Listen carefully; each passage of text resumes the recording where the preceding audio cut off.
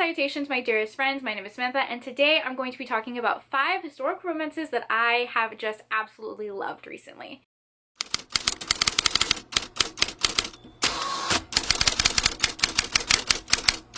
So how are you? Welcome. What was that intro?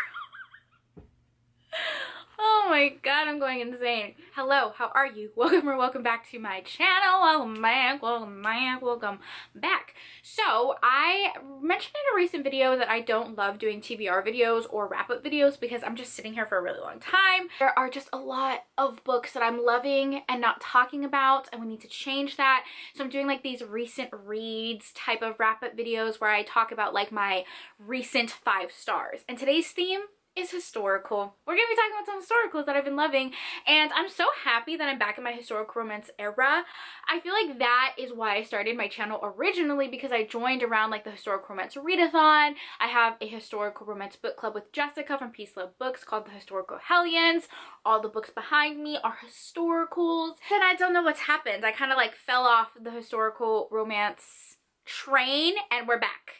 We're back. And a lot of these I listened to on audio, and I loved all of the audiobooks, so we're going to talk about that too. One that I have been loving was a Historical Hellions book club pick. Shameless plug. That is the book club that I host with Jessica from Peace of Books. We read a historical romance every single month. We pick one that is published before the year 2000, so we're trying to read like some classic old school authors, the authors that built the building blocks for the genre, if you will. I think we're in our 3rd year, which actually sounds so freaking crazy. Is this our 3rd year? We have an Instagram page where we do all of our announcements, and I'm really excited for the next couple books that we're going to be reading. One of our book club picks was Vivid by Beverly Jenkins, and you guys know Beverly Jenkins is my girl. I love her with my whole heart, body, and soul. Her books are beautiful. They're so freaking beautiful, and there are very few of her books that I rate anything less than like a 5 or 4 star. Follows our heroine Vivid Lancaster, who is a doctor, and she's struggling to find work not only because she is a woman, but also because she's a person of color. She ends up getting written a letter to come to this very small town and be the doctor, and when she gets there, that's where she meets our hero Nate. He kind of owns a large portion of the town, and he thought that she was a man. Thought that Dr. Lancaster was a man, and he is taken off guard when she shows up. I say that this is enemies to lovers vibes, but they do get off on the wrong foot. Our hero is very jaded, doesn't have the highest opinion of women, doesn't think that she's capable, which is a little insufferable, I will admit, but I promise there is the appropriate amount of groveling, and I just loved this book. Romance was sweet. All of the side characters of this small town were so fun to read about. Hero is also kind of a single dad. He adopted a daughter, so she is just like so precious. I loved every single piece of this book, and I'm so bummed because I was sick the day of the live show, so I didn't get to talk about it in the live show, so I'm happy that I'm mentioning it now. So good. But honestly, every Beverly Jenkins book is amazing. Okay, next is a polyhistorical romance. That's just like yummy, okay? Everything I could ever want. You guys know how I feel about poly romances. More people, more fun. Duh. So this one is called Beautiful Things by Emily Wraith. I was posting more historical romance content on my TikTok, and my comments were flooded with people saying like, have you read Emily Wraith? Have you read Emily Wraith? You would love her. Gosh, I'm so sorry. Her name is Emily Wrath, not Emily Wraith. Someone corrected me on my TikTok actually, which thank you.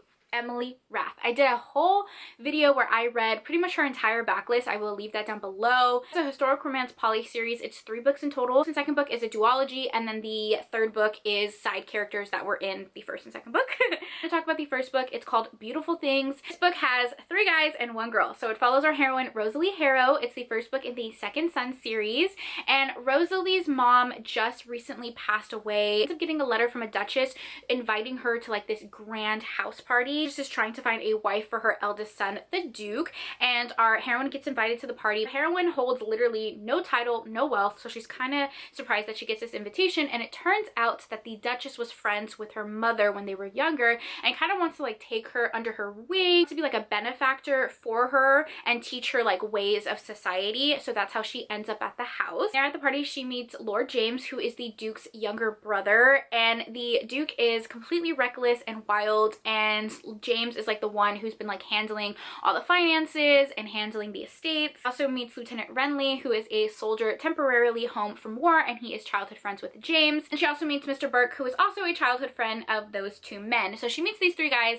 They have a really strong friendship, and she has a connection with each and every one of them, and it follows their poly romance. This book is pretty angsty. It's pretty high stakes. There is a lot of external conflict that is keeping our characters from being with one another. All three men need to marry someone wealthy and with status because of different reasons. This book is pretty long. It's like 600-700 pages, and it's very, very, very slow burn, which was kind of odd for me. I don't think I've ever read a poly romance that was so slow burn. A little different for me, but it kind of made sense because each character has their own external conflict that they're going through. When you have a set of 4 characters, sometimes you need those different point of views to really flesh out the characters. So I understand why it was a little bit longer and a little bit more slow burn. Go ahead and leave the reading vlog that I did down below because I've just really been loving her books recently. So the next 3 books that I'm going to talk about were actually recommendations from my friend Lisa from Remarkably Lisa. I'll leave her channel down below. Okay, so the first one that Lisa recommended to me that I just freaking loved was Cinderella and the Duke by Lydia Drake. As the title might suggest, this is a Cinderella retelling and a marriage of convenience.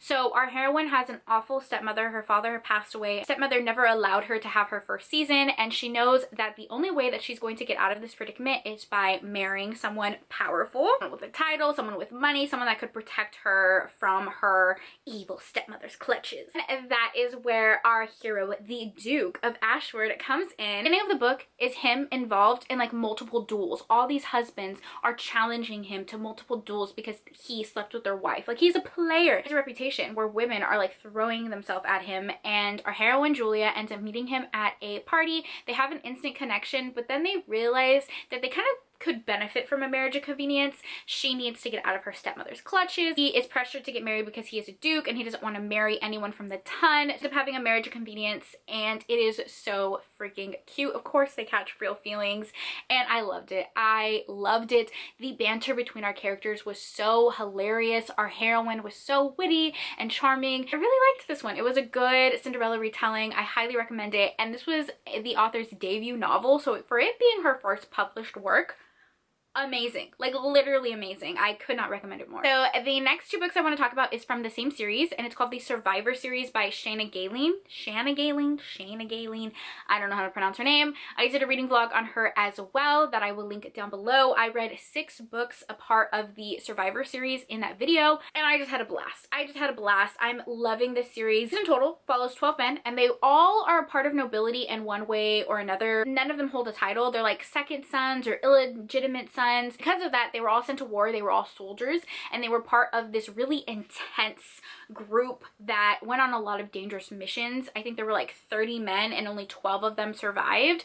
So they are known as the survivors, and it follows their life after the war. The romance in this series is amazing. Like, the characters literally have a legit romance, and it's the most like heartwarming thing to see these soldiers like support each other and then have their own romances, and I fucking loved it. The first one is called Third Son's a Charm, and this is a bodyguard romance. Our heroine, Lady Lorraine, she's wild. She's reckless, okay? She's trying to elope with this man that her father does not approve of. So her father ends up hiring our hero Ewan to be her bodyguard to kind of like prevent her from eloping and from getting in trouble. The only reason that he agrees is because the man that she is trying to elope with is his cousin, who is actually a trash person. So he's like, no, you cannot marry this man, my lady. And he becomes her bodyguard. It follows their romance. I loved it. It was so good. It was so good. Our hero is known as the protector amongst his soldiers because he is the type of guy you want to bring in a fight, okay? He's gonna protect you. He's strong, but he's also like this gentle giant, and he's such a sweet little cinnamon roll. I love him. Our hero also has a stutter and dyslexia in this book, and I just feel like, oh my god, he was amazing. Like, the way the author wrote it, and the romance was so sweet, and it was a chef's kiss, perfect start to the series. But the second book in this series is where it is at. It is called No Earls Allowed. So our heroine, Lady Juliana, her sister passed away, and she's kind of dealing with the grief for that. And Lady Juliana just sees that a lot of people need help. She doesn't want anything to do with the ton, so she ends up working at this orphanage and being like the main caretaker for like 12 young boys who has nobody else to look after them. Her father does not approve of this, so he ends up sending our hero, Neil, who is a family friend, to go like retrieve her essentially and bring her back to London. But when Neil gets there, he ends up falling in love with the kids and her, and it's just the sweetest. It is pretty angsty because there is like a side suspense plot as well. That's what I also loved about the author's writing style. The romance and the plot were both equally so good, and I'm usually like a character driven person. Like, I don't really like when books are too plot heavy, but I feel like this was like the perfect balance. And our hero, a virgin hero. Yes, he is a virgin hero, virgin heroine. Love that. Could not get better. This series is amazing.